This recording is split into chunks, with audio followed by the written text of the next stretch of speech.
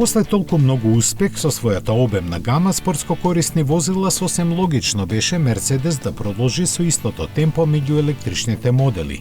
Најновиот петти во гамата EQE SUV, како што ознаката му кажува, е пандан на истоимената лимузина и ја има истата флексибилна архитектура која се среќава и кај за број поголемиот EQS.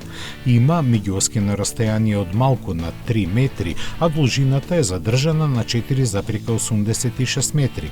Ваквите пропорции им овозможија на дизајнерите типично кросоверско изразување со висока линија на хаубата, елегантна силуета и малку безличен заден дел. Маската е заменета со црн панел, а пренагласените странични отвори за воздух во браникот го прават непотребно агресивен.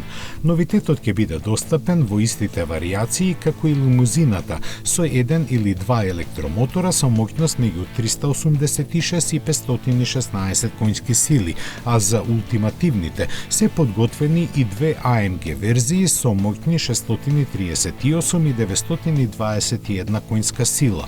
Во подот се сместени батерии со капацитет од 90,6 киловат-часа, за кои Мерцедес вели дека ќе издржат до 550 километри.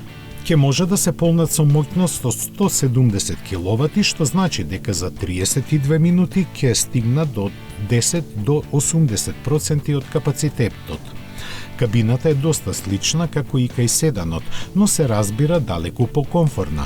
За тоа заслуга имаат и подобрите седишта на кои се седи поисправено, а задоволни со просторот ќе бидат и патниците назад.